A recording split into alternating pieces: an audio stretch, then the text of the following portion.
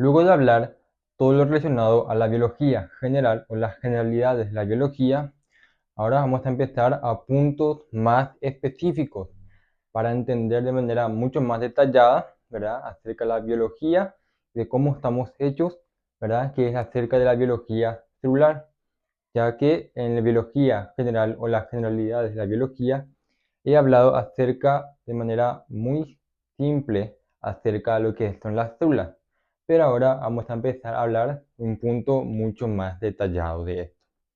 Entonces, vamos a hacer una introducción a la biología celular. Entonces, la biología celular es la rama de la biología que estudia las células, su estructura, funciones y procesos vitales. Es fundamental porque permite comprender el funcionamiento de los organismos vivos, ya que todas las funciones biológicas dependen del comportamiento celular. Además, su conocimiento son clave para áreas como la medicina, la biotecnología y la genética. Entonces, la biología celular básicamente es el principal o la parte más básica que debe tener cualquier tipo de profesión, que deben entender aquellos que quieren saber cómo funciona la parte biológica. Lo más fundamental es que deben conocer o tener conceptos básicos de las células para entender, para saber cómo funciona todo lo demás procesos fisiológicos que ocurren dentro de un organismo vivo. Entonces, relación de la biología celular con otras ramas de la biología. La biología celular se vincula estrechamente con otras disciplinas. Se relaciona con la biología molecular, el estudio de los procesos genéticos bioquímicos dentro de las células, con la genética, el análisis del ADN y la herencia, con la fisiología para comprender las funciones celulares y con la inmunología en el estudio de la respuesta celular frente a infección. Esta interconexión permite una visión integral del funcionamiento de los seres vivos. Como he dicho anteriormente, la biología celular es una etapa fundamental que deben entender todos los profesionales o todos aquellos que quieren saber cómo funciona algo fisiológico o algo de los seres vivos. Es fundamental tener conocimiento de la biología celular. Entonces ahora vamos a hablar un poco de la historia acerca de la biología celular para entender básicamente en dónde estamos situados. Entonces, la teoría celular se consolidó en el siglo XIX, en 1838.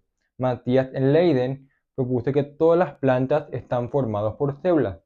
Y en el año de 1839, Theodore Swan amplió esta idea en los animales. Más tarde, en el año 1855, Rudolf Virchow postuló: toda célula proviene de otras células, destacando la continuidad celular en la reproducción. Estos aportes establecieron que la célula es la unidad estructural y funcional de todos los seres vivos. Básicamente la historia de la célula es esta, ¿verdad? En un principio no se sabía de qué estamos hechos, de qué está hecho los seres vivos, ¿verdad? Pero en un momento determinado, ¿verdad?, un hombre, ¿verdad?, empezó a ver el corcho y al ver que había unas pequeñas celdas, lo llamó célula. ¿Por qué? Porque parecía a las celdas de un monasterio. Le parecía muy, muy similar. Y lo llamó célula, que significa pequeñas celdas. Entre los científicos clave destacan Robert Hooke, que en el año 1665 describió por primera vez las células observando corcho. Anton van Leeuwenhoek, pionero en el uso del microscopio para observar células vivas, Matthias Leiden y Theodore Swan, fundadores de la teoría celular, y Rudolf Virchow, quien completó su teoría en su principio el origen celular. Sus descubrimientos fueron fundamentales para comprender las células como base de la vida. Y básicamente lo que están observando es una célula, ¿verdad?, una célula muerta, lo que él observó. Sin embargo, hoy en día, gracias a las técnicas microscópicas muy avanzadas, podemos saber o ver cómo es una célula realmente por dentro, ¿verdad? Dentro de la célula existen millones de organelos que cumplen funciones muy específicas para que realmente la célula pueda funcionar correctamente. Incluso la célula tiene su propia capacidad de autodefenderse, ¿verdad?, y es capaz de morirse a sí mismo o autoeliminarse para que no provocar daño dentro de los organismos, un proceso denominado apoptosis. Entonces, ahora veremos la estructura y la organización celular. La célula es la unidad básica que forma todos los organismos vivos. Es responsable de llevar a cabo funciones esenciales como la obtención de energía, la síntesis de proteínas, la producción y el mantenimiento de equilibrio interno, es decir, la homeostasis, y todas las funciones vitales dependen del correcto funcionamiento celular, la que convierte a la célula a la base de la vida.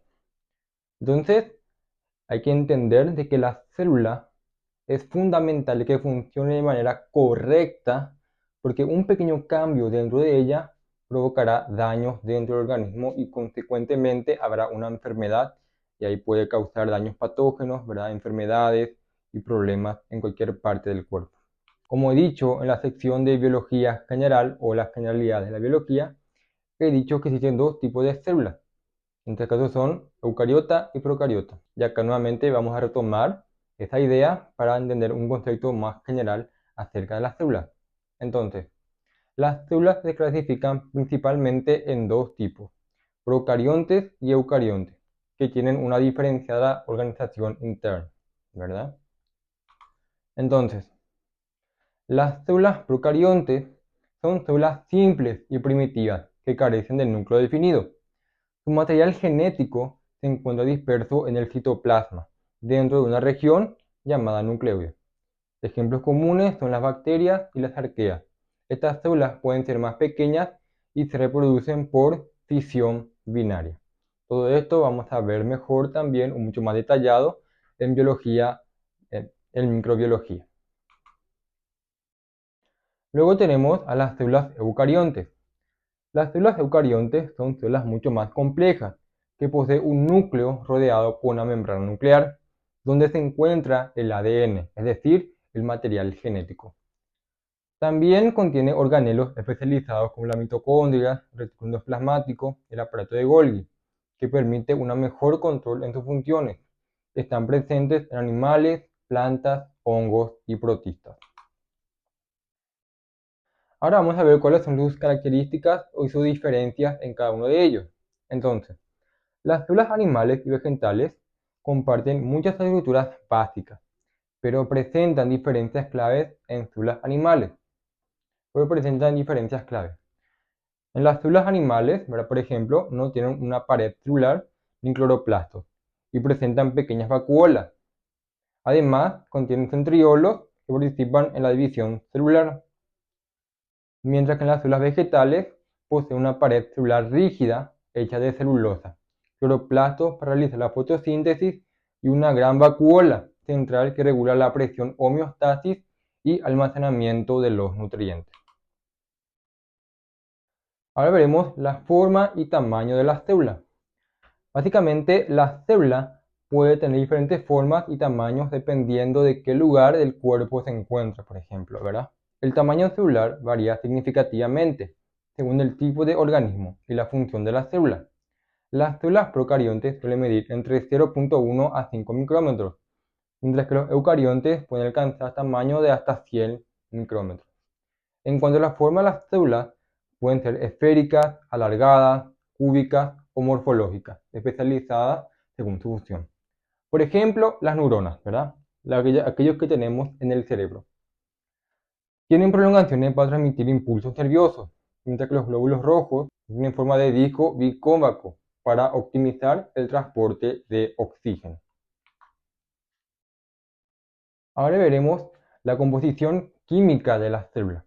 Como saben, la célula no es una estructura simple, sino que dentro de la célula existen muchos organelos y muchas reacciones químicas que debe cumplir para que realmente la célula funcione de manera correcta y que funcione nuevamente bien. Esto siempre a repetir. Dentro de la célula siempre debe funcionar las cosas de manera correcta para que funcione bien un organismo. Entonces, biomoléculas esenciales para la vida. Entonces, ¿qué son las biomoléculas?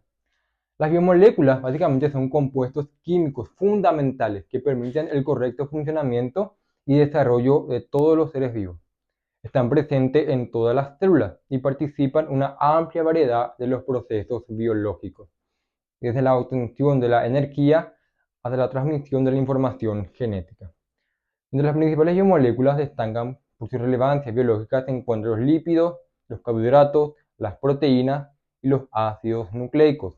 Además, las enzimas, que son un tipo especial de proteínas que desempeñan un papel esencial en la regulación y la aceleración de las reacciones químicas que sustentan la vida, ¿verdad? Esas básicamente son los químicos más fundamentales o principales que debemos aprendernos acerca de las células para saber el correcto funcionamiento de ellas. Para empezar, empezaremos con los lípidos. Entonces, ¿qué son los lípidos? Son biomoléculas orgánicas compuestas principalmente por carbono, hidrógeno y oxígeno, aunque algunos también contienen fósforo y nitrógeno.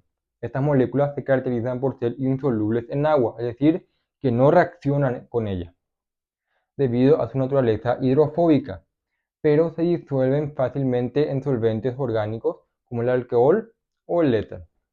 Los lípidos cumplen diversas funciones esenciales en las células. En primer lugar, actúan como una fuente concentrada de energía, ya que proporcionan más del doble de energía por gramo en comparación con los carbohidratos. También son componentes fundamentales de las membranas celulares, donde forman la bicapa lipídica que regula el paso de sustancias hasta el interior o el exterior de la célula. Y esa animación que estemos ahí, por ejemplo, es un ejemplo, ¿verdad?, que son los lípidos en la membrana de las células. Entre los principales tipos de lípidos se encuentran los triglicéridos, que funcionan como reserva energética en el tejido adiposo. Los fosfolípidos forman la estructura básica de las membranas celulares y los esteroides, como el colesterol, que participa en la síntesis de hormonas y en la estabilización de las membranas. Los lípidos también desempeñan un papel crucial en el aislamiento térmico y la protección mecánica, especialmente en animales donde la grasa corporal ayuda a mantener la temperatura interna estable. Y esa animación nuevamente es una representación gráfica de cómo es la célula a nivel de sus membranas, ¿verdad? Todo ello es los lípidos, que tienen la función fundamental, ¿verdad?, de permitir el paso de ciertas sustancias a través de transporte activo o transporte pasivo. Luego tenemos los carbohidratos. Entonces, los carbohidratos, también conocidos como glúcidos o hidratos de carbono, son biomoléculas compuestas por carbono, hidrógeno y oxígeno, generalmente en la proporción 1:2:1. Su principal función es proporcionar energía inmediata a las células, ya que son la fuente energética más accesible para el organismo. Entre los tres tipos fundamentales de carbohidratos según su química son los monosacáridos, los disacáridos y los polisacáridos. Entonces, primero hablaremos de los carbohidratos y hablaremos de los monosacáridos, porque luego tenemos los disacáridos y los polisacáridos. Entonces, primeramente es hablar de los monosacáridos. Entonces, los monosacáridos son los carbohidratos más simples y actúan como unidades básicas de las moléculas complejas, ¿verdad? Ejemplos tenemos la glucosa, la fructosa y la galactosa. Luego tenemos los disacáridos. Los disacáridos se forman por la unión de dos monosacáridos. Entre ejemplos tenemos la sacarosa, que es la unión entre la glucosa y la fructosa, y por otro lado tenemos la galactosa, que es la unión entre una glucosa y una galactosa. Y ahora veremos los polisacáridos. Los polisacáridos son cadenas largas de monosacáridos que funcionan principalmente como reservas energéticas o elementos estructurales. Entre ellos tenemos el almidón en plantas y glucógeno en los animales. Ejemplo de reserva tenemos la celulosa que se encuentra en las plantas y quitina en insectos, ¿verdad?, que tienen las funciones estructurales, ¿verdad? Estructurales se refiere a que cumplen una función de estructura a un organismo. Luego tenemos lo que son las proteínas. Las proteínas son biomoléculas formadas por largas cadenas de aminoácidos, que estas unen mediante enlace peptídico. Estas cadenas pueden plegarse en estructuras tridimensionales que determinan sus funciones biológicas. Las proteínas están compuestas principalmente por carbono, hidrógeno, oxígeno y en algunos casos contiene el átomo del azufre. Ahora veremos algunas de las funciones de las proteínas. El primero de ellos es la función estructural. Forman parte de elementos esenciales como el colágeno en algunos tejidos conectivos y la queratina en la piel, el cabello y las uñas. Luego tenemos la función enzimática. Muchas proteínas actúan como enzimas, acelerando las reacciones químicas del metabolismo celular. Posteriormente tenemos la función de transporte. La hemoglobina, por ejemplo, ¿verdad?, transporta oxígeno en la sangre. Luego tenemos la función inmunológica. Los anticuerpos son proteínas que protegen al organismo ante agentes infecciosos, ¿verdad? Entonces, lo que hace el cuerpo a través de la proteína es proteger de aquellos agentes patógenos que ingresan dentro del cuerpo para hacernos daño, por ejemplo, ¿verdad?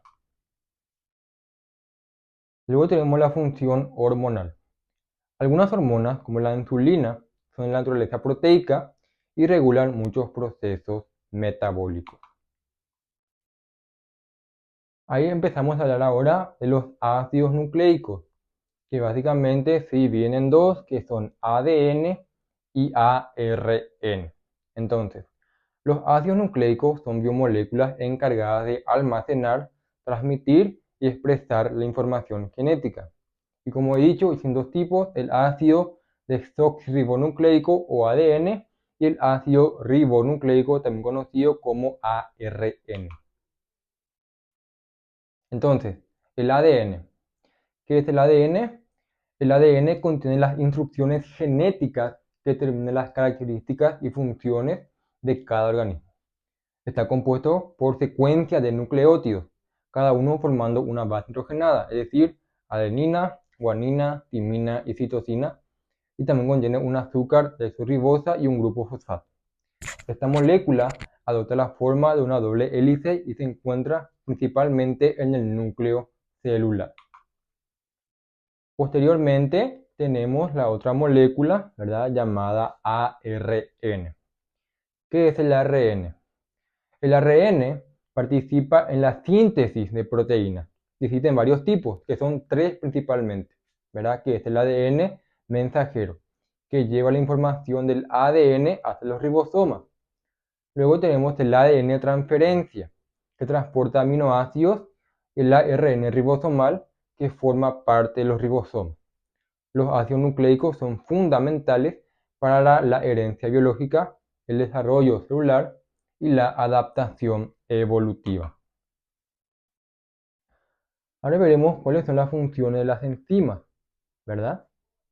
Es importante conocer las funciones de las enzimas porque esto va a ayudar, ¿verdad?, a que entendamos mejor los procesos celulares. Entonces, las enzimas son proteínas especializadas que actúan como catalizadores biológicos, es decir, hacen que una reacción química se acelere, ¿verdad? Aceleran las reacciones químicas dentro de las células sin consumirse en el proceso. Gracias a las enzimas, las células pueden llevar a cabo sus funciones vitales de manera eficiente en condiciones ambientales suaves como la temperatura corporal, por ejemplo. Cada enzima actúa sobre una molécula específica llamada sustrato, y esta interacción ocurre en una región particular de la enzima conocida como sitio activo. La relación entre la enzima y el sustrato se asemeja a la interacción de una llave de cerradura, ¿verdad?, lo que garantiza que cada enzima realiza una función específica. Nosotros acá tenemos que entender, ¿verdad? Simplemente tenemos que imaginarnos de que una enzima se va a unir con un sustrato y básicamente tiene su estructura específica, ¿verdad? No va a poder entrar en un lugar que no tenga, por ejemplo, su estructura específica para poder unirse entre ellos. Las enzimas participan en diversos procesos celulares, como la digestión, la respiración celular, la síntesis de proteínas y la reparación del ADN. Factores como la temperatura, el pH, la concentración de sustratos pueden influir en su actividad. Además, Algunas enzimas requieren moléculas adicionales llamadas cofactores o coenzimas, ¿verdad? Para su correcto funcionamiento.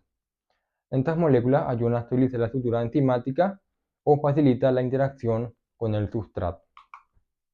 En el metabolismo celular, las enzimas permiten que las reacciones químicas se realicen en temperaturas adecuadas para mantener la homeostasis y satisfacer las demandas energéticas del organismo. Sin estas proteínas, ¿verdad? La mayoría de los procesos biológicos ocurrirían con demasiada lentitud para sustentar la vida. Por ende, las enzimas son fundamentales porque ayudan a que haya vida. Si no hay enzimas, no hay vida y por ende seríamos todos muertos. Bueno, y ahora empecemos con la estructura y organelo celular. Ahora vamos a ver de cómo están compuestas las células por dentro. Entonces, las células, como unidades fundamentales de los seres vivos, están compuestas por diversas estructuras internas especializadas que garantizan su correcto funcionamiento.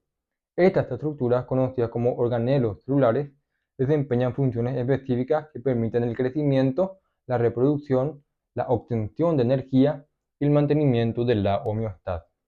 Para comprender cómo se organizan o operan las células, ¿verdad? Es necesario estudiar primeramente la membrana plasmática, el núcleo y los organelos membranosos, ¿verdad? Bueno, los organelos membranosos y no membranosos. Empecemos primero con la membrana plasmática.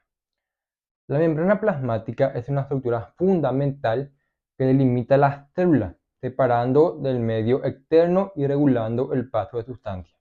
Es decir, no es que la célula, ¿verdad?, va a dejar que entre cualquier sustancia dentro de ella, sino que la célula permite que solamente ciertas estructuras o sustancias entren dentro de ella para que funcione de manera correcta. Entonces, su principal función es mantener un ambiente interno estable, permitiendo el intercambio selectivo de materiales. La membrana está compuesta principalmente por una bicapa de fosfolípidos, en la que las colas hidrofílicas se orientan hacia el interior, ¿verdad? Es decir, como la cola es hidrofóbica, es decir, tiene miedo al agua, se entra por dentro. Las cabezas que son hidrofílicas, es decir, que le gusta el agua, se van hacia el exterior. Porque recordemos que la célula está compuesta muchas veces por agua. Entonces, esta disposición crea una barrera termoimpermeable, ¿verdad?, que controla el flujo de moléculas. El modelo que explica mejor esta organización es el modelo mosaico del fluido, el cual describe la membrana como una estructura dinámica en la que las moléculas de fosfolípidos y proteínas se desplazan constantemente. Además de los fosfolípidos, la membrana contiene proteínas, ya sea de canal de transporte o receptor, que permite el paso selectivo de sustancias, así como el colesterol, que proporciona estabilidad y fluidez a la membrana. Ahora vemos sus características principales, ¿verdad? Tenemos unos cuantos. Primero, el transporte pasivo. El transporte pasivo no requiere energía y se produce a favor del gradiente de concentración. Los procesos más comunes son la difusión simple y la función de facilitada, y la osmosis, ¿verdad?, que regula el equilibrio de agua en las células. Tenemos el transporte activo.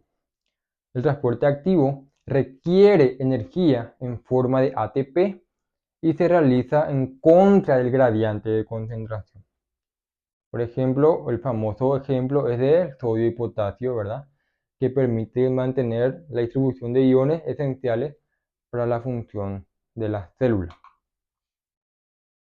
Ahora hablaremos de aquellas estructuras que hacen que la célula se mantenga de manera estable, y es acerca del citoplasma y el citoesqueleto.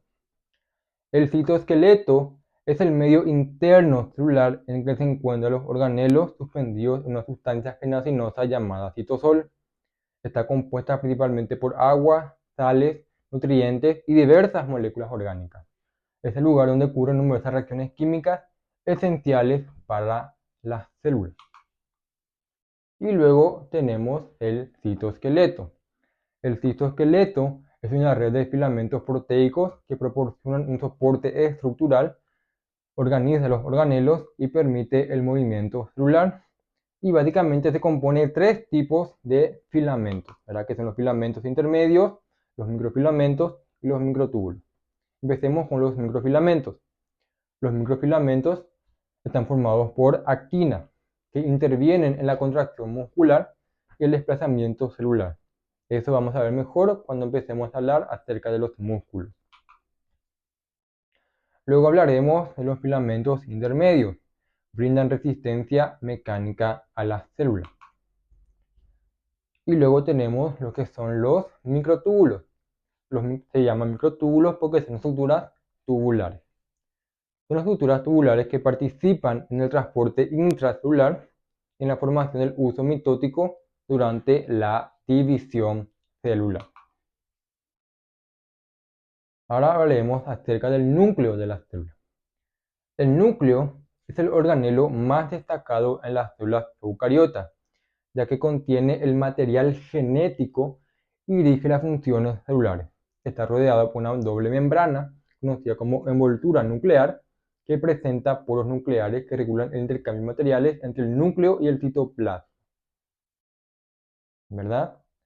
El núcleo es el lugar más específico, ¿verdad?, que contiene el material genético en el caso de las eucariontes, ya que las procariontes sabemos que no contienen núcleo.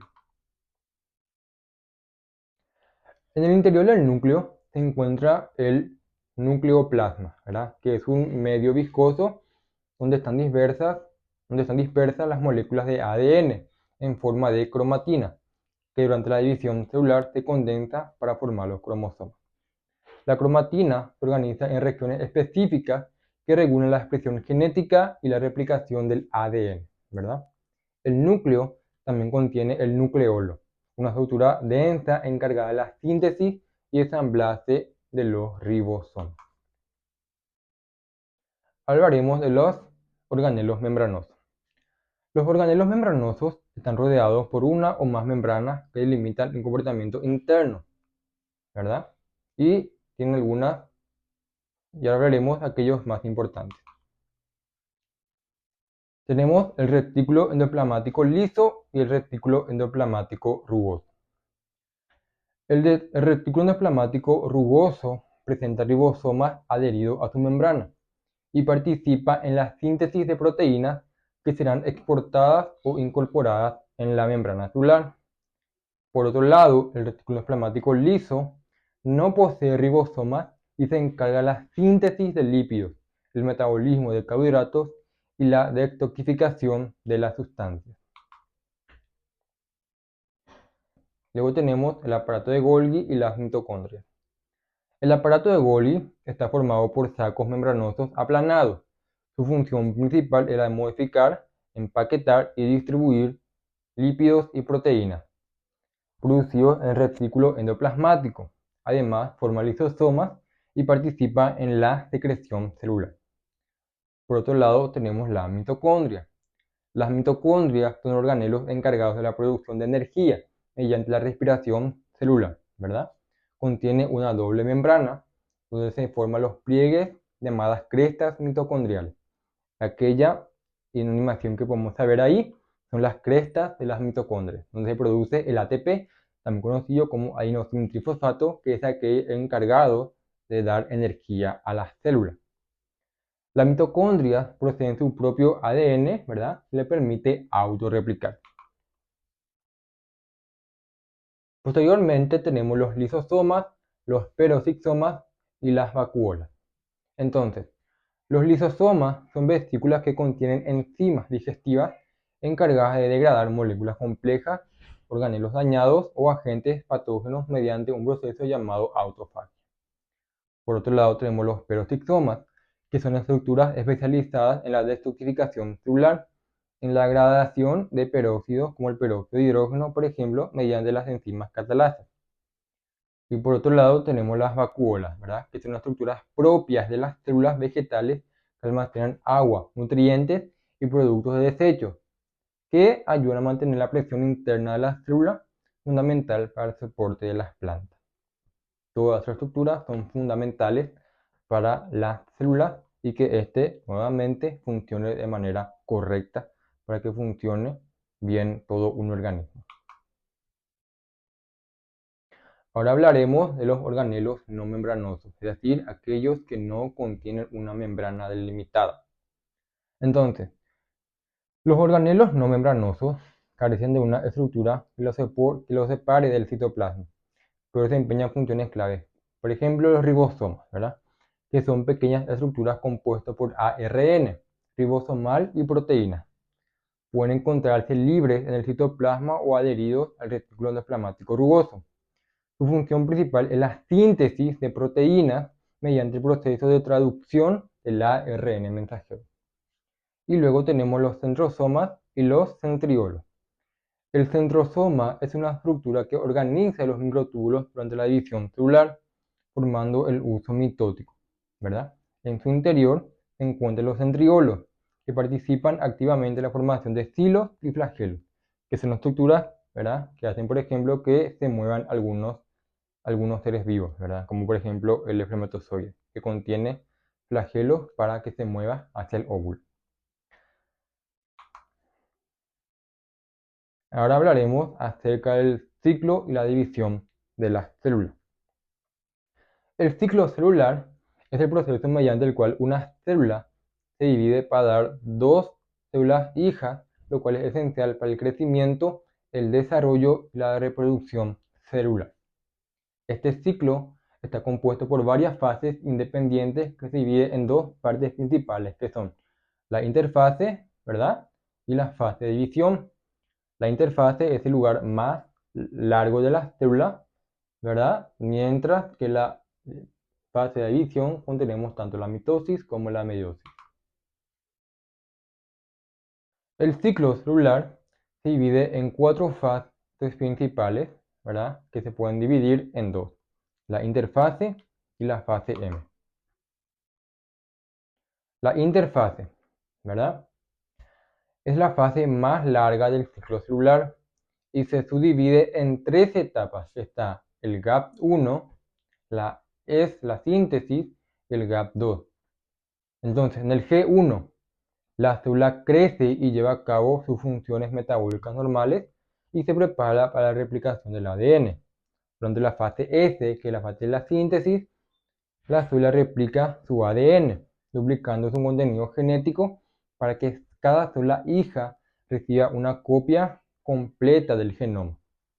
Y en la fase G2 o la fase GAP2, la célula sigue creciendo, ¿verdad?, y produce proteínas adicionales necesarias para la mitosis. Se realiza verificaciones para la replicación del ADN haya sido correcta, ¿verdad? Este proceso de verificación, ¿verdad?, es un proceso en el que la célula verifica si puede o no dividirse o continuar su ciclo, ¿verdad? Luego tenemos la fase M, que tenemos la mitosis o la meiosis. En esta fase, la célula finalmente divide su material genético y sus organelos para formar dos en el caso de la mitosis o cuatro en el caso de la meiosis. Esta fase es crucial ¿para qué? Para la reproducción de las células. Acá tenemos lo que son los puntos de control. Los puntos de control son las fases o los ciclos que pasa la célula para su correcto funcionamiento y que pueda seguir los siguientes ciclos que debe cumplir, ¿verdad? Entonces, el ciclo celular está estrictamente controlado por una serie de puntos de control que asegura que cada fase se complete correctamente antes de que la célula pase a la siguiente, ¿verdad? Y tenemos algunos puntos de control que estaré hablando aquí en adelante. Entonces, punto de control G1S. Aquí la célula verifica si las condiciones son adecuadas para la aplicación del ADN, si hay daño en el ADN o condiciones desfavorables.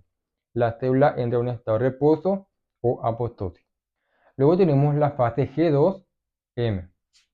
En este punto verifica la replicación de la célula ha sido realizado correctamente y si los organelos, ¿verdad?, están completamente listos para su posterior división. Y luego tenemos el punto de control durante la mitosis. Durante la mitosis se asegura que los cromosomas estén correctamente alineados y preparados para ser distribuidos equitativamente entre las células hijas. Entonces todos estos puntos son que la célula ¿verdad? Pasa para que funcione nuevamente de manera correcta y así todo lo que nosotros consideramos vida funcione de manera correcta y no haya ningún tipo de enfermedad de por medio. Ahora veremos la mitosis y sus características. Entonces, ¿qué es la mitosis? La mitosis es el proceso mediante el cual una célula madre se divide en dos células hijas que son genéticamente idénticas. Y básicamente la mitosis se lleva a cabo en varias fases. El primero de ellos es la profase, donde el material genético, denominado cromatina, se condensa en cromosomas visibles, ¿verdad? Donde los centriolos se desplazan a los polos de la célula y comienza a formar el uso mitótico. Y la envoltura nuclear básicamente se desintegra. Luego tenemos la metafase. En la metafase, los cromosomas se alinean en el centro de la célula en el plano ecuatorial y se unen a las fibras del uso mitótico a través de un centrómero. Luego tenemos la anafase. En la anafase, las cromátidas hermanas se separan y son arrastradas hacia los polos opuestos de la célula. En la telofase se forma una nueva envoltura nuclear, ¿verdad? De los cromosomas en cada polo, que comienza a descondensarse y la célula inicial inicia el proceso de la división citoplasmática. Y por otro lado tenemos la citocinesis. La citocinesis es la división final de la célula del citoplasma, ¿verdad? No. Luego tenemos la citocinesis. ¿Y qué es la citocinesis? Es prácticamente la división final del citoplasma, dando lugar a dos células hijas con un juego completo de cromosomas. Luego tenemos la meiosis. ¿Y qué es la meiosis? La meiosis es un tipo de división celular especializada que reduce el número de cromosomas a la mitad, ¿verdad? Resultando en la formación de gametos, que es el espermatozoide en hombres y el óvulo en las mujeres. Y la meiosis consta de dos divisiones sucesivas, que es la meiosis 1 y la meiosis 2, y cada uno de estos tiene diferentes tipos de fases. Entonces, en la meiosis 1 tenemos la profase 1, la metafase 1, la anafase 1, la telofase 1 y la citocinesis. Entonces, en la profase 1, los cromosomas se emparejan con sus homólogos y forman una estructura de tetrada. Se produce intercambio material genético entre el cromosomas homólogos, denominados crossing over. Posteriormente, en la metafase 1, los pares de cromosomas homólogos se alinean en el centro de la célula.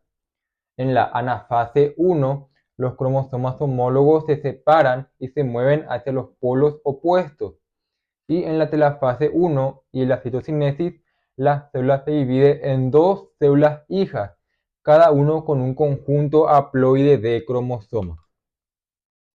Y luego ya tenemos la meiosis 2, que ahí tenemos la profase 2, la metafase 2, la anafase 2, la telofase 2 y la citocinesis. Entonces, en la profase 2 se forma un nuevo uso mitótico en ambas células hijas. En la metafase 2, los cromosomas se alinean en el centro de la célula. En la anafase 2, las cromátidas hermanas se separan. Y luego en la telofase 2, en la citocinesis, se forman 4 células haploides, cada uno con la mitad del número de cromosomas de la célula original. Luego tenemos la comunicación celular. ¿Qué es la comunicación celular? La comunicación celular es el proceso mediante el cual las células reciben, interpretan y responden a las señales del entorno o de otras células, ¿verdad? Esta comunicación es esencial para el funcionamiento coordinado de los organismos multicelulares y para que las células individuales puedan adaptarse a su entorno, ¿verdad? Este proceso de señalización celular incluye diversos tipos de señales, receptores especializados, ¿verdad?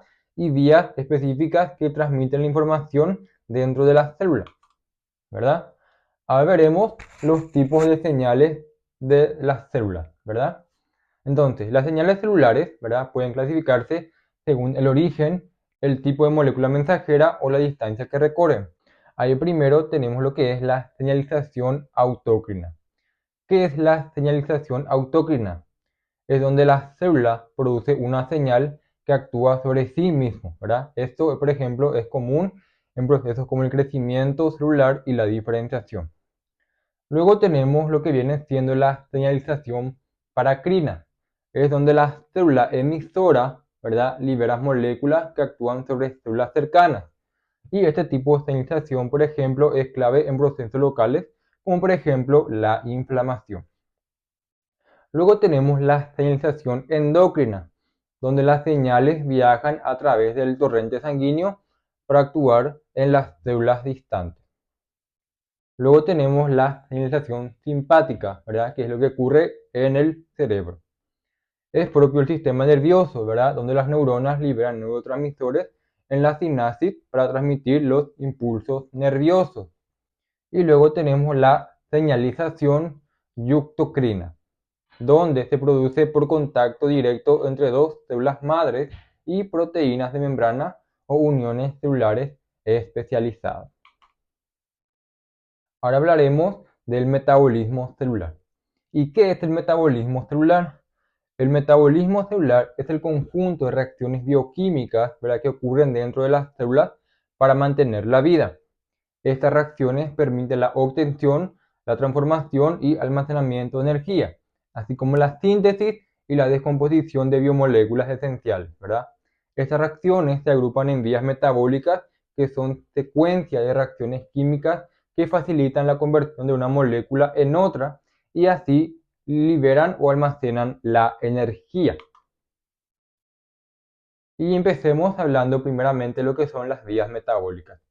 Entonces, ¿qué son las vías metabólicas? Básicamente son procesos biológicos que permiten a las células, ¿verdad?, generar energía a partir de diversas fuentes, transformar moléculas y mantener el equilibrio interno, donde las principales vías metabólicas incluyen la glucólisis, el ciclo de Krebs, la cadena de transporte de electrones y procesos clave como por ejemplo la fotosíntesis, ¿verdad?, y la respiración de las células. ¿Y qué es la glucólisis? La glucólisis es la primera etapa del proceso de descomposición de la glucosa, ¿verdad?, para generar energía, básicamente. Y ocurre en el citoplasma de las células, ¿verdad?, y convierte una molécula de glucosa en dos moléculas de piruvato. Este proceso es anaeróbico, es decir, que no requiere oxígeno. Y durante la glucólisis se generan dos moléculas de ATP y dos de NADH, que son esenciales para la siguiente etapa de respiración celular, ¿verdad?, donde la glucólisis es fundamental, ya que es la primera fuente de energía rápida que las células utilizan en condiciones de baja disponibilidad del oxígeno, ¿verdad?, o del átomo del oxígeno. Luego tenemos el ciclo de Krebs, ¿verdad?, que también se llama ciclo del ácido cítrico, ¿verdad?, que tiene lugar en la matriz mitocondrial de las células eucariontes, ¿verdad? Entonces, después de la glucólisis, ¿verdad?, el piruvato producido se convierte en acetilcoenzima A, ¿verdad?, que entra en el ciclo de Krebs a través de una serie de reacciones en el acetilcoenzima A. Y se combina con un compuesto de 4 carbonos de oxalacetato formando el ácido cítrico, que pasa por varias transformaciones liberando dióxido de carbono, ¿verdad? NAD, el FAP2 y también el ATP. Entonces, los electrones transportados por el NAD y el FAP2, ¿verdad?, son cruciales para la producción de energía en las siguientes etapas, la cadena de transporte de electrones, ¿verdad? El ciclo de Krebs es esencial para la obtención de energía a largo plazo y la producción de precursores metabólicos importantes. Hablaremos sobre la cadena de transporte de electrones. Entonces, la cadena de transporte de electrones, ¿verdad?, se encuentra en la membrana interna de las mitocondrias, donde y básicamente es la etapa final de la respiración celular, ¿verdad?, donde los electrones transportados por el NAD y el FAP2 se transfieren a través de una serie de proteínas y complejos enzimáticos, ¿verdad? La energía liberada se utiliza para bombear protones de hidrógeno y desde la matriz mitocondrial hacia el espacio intermembrana, creando un gradiente electroquímico. Este gradiente, ¿verdad?, impulsa la síntesis de ATP a través de la ATP sintasa. Y básicamente al final de la cadena, ¿verdad?, los electrones se combinan con oxígeno y protones para formar agua. La cadena de transporte de electrones, ¿verdad?, es la principal fuente de ATP en la respiración celular, generando la mayor cantidad de energía, es decir, hasta 4 moléculas de ATP por molécula de la glucosa. Ahora empezamos a hablar acerca de cómo se produce la energía, ¿verdad? Es decir, la obtención y la utilización de la energía. Entonces, el ATP, ¿verdad? Es la principal fuente de energía para los procesos celulares. Su estructura incluye tres grupos fosfato que cuando se hidrolizan, es decir, cuando se rompen, ¿verdad? Libera energía que las células utilizan para realizar funciones como la síntesis de proteínas, la contracción muscular y el transporte activo de moléculas, donde el ATP, ¿verdad? Se genera principalmente en las mitocondrias a través de la glucólisis, el ciclo de Krebs y la cadena de transporte de electrones, ¿verdad? Entonces, durante la respiración celular, una molécula de glucosa puede generar hasta 38 moléculas de ATP, proporcionando energía para el funcionamiento celular. La célula también puede generar ATP a través de la fosforilación oxidativa y la quimiosmosis, ¿verdad? Y ahora hablaremos de la fotosíntesis y la respiración celular. Entonces, ¿qué es la fotosíntesis? La fotosíntesis es el proceso mediante el cual, ¿verdad?, las plantas, algas y algunas bacterias convierten la energía solar en energía química que se almacena básicamente en la glucosa, ¿verdad? Este proceso ocurre en los cloroplastos de las células vegetales y consta básicamente de dos pasos, que es la fase luminosa y la fase de Calvin, también llamada fase oscura. Entonces, en la fase luminosa, ¿verdad?, donde la energía se convierte en ATP, el NADH.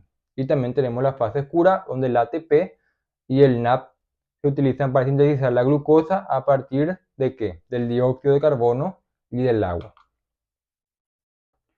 Y luego tenemos la que es la respiración celular, que es básicamente el proceso mediante el cual, ¿verdad?, las células convierten la glucosa y el oxígeno en ATP, dióxido de carbono y también el agua. Entonces la respiración celular básicamente consta en tres etapas claves, que es la glucólisis, el ciclo de Krebs y la cadena de transporte de electrones. Y a diferencia de la fotosíntesis, ¿verdad?, que solamente ocurre en organismos que obtienen energía solar, básicamente la respiración celular ocurre en todas las células para generar ATP sin importar de dónde obtienen la energía. Ahora empezamos el transporte a través de la membrana. Entonces, el transporte a través de la membrana plasmática, ¿verdad?, que es de las células, es esencial para el mantenimiento de la homeostasis celular, ¿verdad?, permitiendo el paso selectivo de sustancias hacia adentro y fuera de las células. Este transporte puede ser pasivo o activo, que requiere gasto de energía, ¿verdad? Y el transporte pasivo no requiere gasto de energía. Y existen básicamente diferentes mecanismos por los cuales las células transportan moléculas, desde procesos simples como por ejemplo la difusión, hasta mecanismos más complejos como por ejemplo la endocitosis y la exocitosis. Entonces, empecemos a hablar primeramente de la difusión simple y la difusión facilitada. Entonces, ¿qué es la difusión simple? La difusión simple es el movimiento de una molécula a través de la membrana celular, ¿verdad?, desde una zona de mayor concentración hacia una zona de menor concentración sin necesidad, ¿verdad?, de gasto de energía. Y este proceso ocurre en moléculas pequeñas no polares, como por ejemplo el dióxido de carbono o el oxígeno, ¿verdad?, o también en moléculas lipídicas.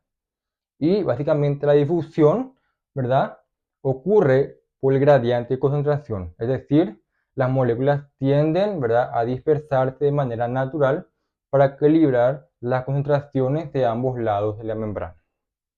Y por otro lado tenemos la difusión facilitada, que básicamente es similar, pero en este caso, ¿verdad?, las moléculas no pueden atravesar directamente la membrana debido a su tamaño o su polaridad, y por ende utilizan proteínas transportadoras o canales en la membrana, como los canales de iones o transportadores, ¿verdad?, de la glucosa, que permiten el paso de moléculas de manera más rápida y eficiente. Y aunque no requiere energía, ¿verdad?, este tipo de transporte depende de proteínas muy específicas para facilitar el paso de compuestos como azúcares, aminos y los iones. Y ahora empezamos ya a hablar de la osmosis y cuáles son sus efectos, ¿verdad?, en las células. Entonces, ¿qué es la osmosis? La osmosis es un tipo especializado de la difusión, ¿verdad?, que se refiere al movimiento de agua a través de una membrana semipermeable, ¿verdad? El agua se desplaza de una zona o una región de menor concentración de solutos hacia una zona de mayor cantidad o concentraciones de solutos, con el fin, ¿verdad?, de igualar las concentraciones de solutos en ambos lados de la membrana. La osmosis, ¿verdad? Es crucial para el equilibrio celular, ya que el volumen de las células, ¿verdad? Se puede ver afectado si el avance del agua, ¿verdad? Es alterado o desequilibrado. Entonces, si una célula, ¿verdad? Está en un medio hipotónico, es decir, con menor concentración de solutos en el interior de la célula, el agua entra a la célula, ¿verdad? Lo que puede provocar su hinchazón o su ruptura. Por otro lado, si la célula está en un medio hipertónico, es decir, con mayor concentración de solutos, el agua sale de la célula, ¿verdad? Entonces, ¿verdad? Provoca su deshidratación y su contracción. Y si la célula está en un medio isotónico, es decir, de igual concentración de solutos, entonces no hay movimiento neto de agua, lo que mantiene la célula en equilibrio. Ahora empezamos a hablar ya de la endocitosis y la exocitosis. Entonces, ¿qué es la endocitosis? La endocitosis es un proceso de transporte activo mediante el cual, ¿verdad?, la célula engulle materiales del exterior mediante la formación de vesículas a partir de la membrana plasmática. Y básicamente existen diferentes tipos de endocitosis. Entre ellos, por ejemplo, tenemos lo que viene siendo el fagocitosis, en el cual una célula devora, por decirlo de alguna forma, ¿verdad?, partículas grandes como bacterias, y la pinocinosis, donde la célula ingiere en sí líquidos y sus componentes están disueltos, ¿verdad? Y este proceso requiere energía, ¿verdad?, ya que implica la deformación de la membrana y la formación de las vesículas. Por otro lado, ¿verdad?, tenemos lo que viene siendo la exocitosis, que básicamente es lo contrario. Es decir, en el que las células, ¿verdad?, expulsan materiales fuera de las células mediante la fusión de vesículas con la membrana plasmática, ¿verdad? Este proceso es crucial para la eliminación de desechos, la liberación de neurotransmisores como por ejemplo la sinapsis o la secreción, por ejemplo, de las hormonas. Y ambos procesos, ¿verdad?, son esenciales para la interacción de la célula con su entorno y el mantenimiento integral de las células. Ahora veremos las bombas iónicas y transporte activo. Entonces, el transporte activo es un tipo de transporte celular que requiere energía y básicamente en forma de ATP, ¿verdad?, para mover moléculas en contra de su gradiente de concentración. Las bombas iónicas, por ejemplo, son un tipo de transporte donde estas proteínas de membrana utilizan ATP para mover iones de sodio y el potasio, por ejemplo, en direcciones opuestas a través de la membrana celular, lo que permite la regulación y el equilibrio iónico dentro y fuera de las células. Empezaremos ahora con la diferenciación celular. ¿Qué es la diferenciación celular? La diferenciación celular es el proceso mediante el cual una célula, ¿verdad?, se especializa para realizar una función específica dentro de un organismo multicelular. Durante este proceso, ¿verdad?, las células pasan de un estado pluripotente o indiferenciado, donde pueden convertirse en cualquier tipo de célula a un estado especializado, ¿verdad? Es decir, llegado a un punto determinado, las células ya van a cumplir una función específica y por lo tanto tienen que diferenciarse para cumplir una función específica dentro del organismo, ¿verdad?, donde su estructura y su función están definidas para realizar tareas específicas, ¿verdad?, como por ejemplo la contracción muscular, la transmisión nerviosa o por ejemplo la secreción de las hormonas. Y esta especialización, por ejemplo, ¿verdad?, es esencial para la formación de diferentes tejidos y órganos que componen un organismo. Ahora, ¿cuáles son los mecanismos que regulan la diferenciación celular, ¿verdad? Entonces, la diferenciación celular está controlada por una serie de mecanismos moleculares que involucran, por ejemplo, factores genéticos y señales externas, ¿verdad?, que la célula recibe en su entorno. Uno de los principales mecanismos que regula la diferenciación celular, por ejemplo, es la expresión génica, ¿verdad?, donde diferentes genes se activan o desactivan en función a señales externas o internas, por ejemplo, ¿verdad?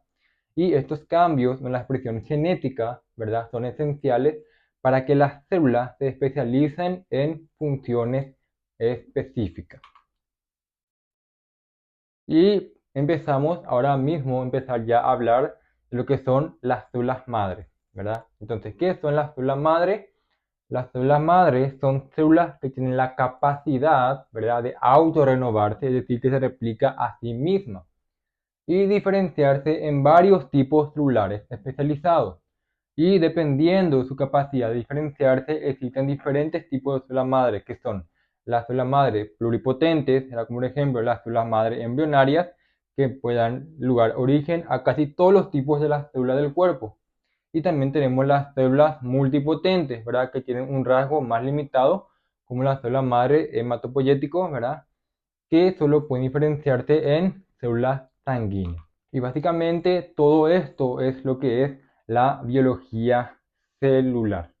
Más adelante vamos a empezar ya a ver la biología del desarrollo animal, ¿verdad?, donde explicamos mucho más detalle cómo eso es acerca o en un segmento la formación de los seres vivos, ¿verdad?, de cómo ya la célula se va convirtiendo en un nuevo ser vivo.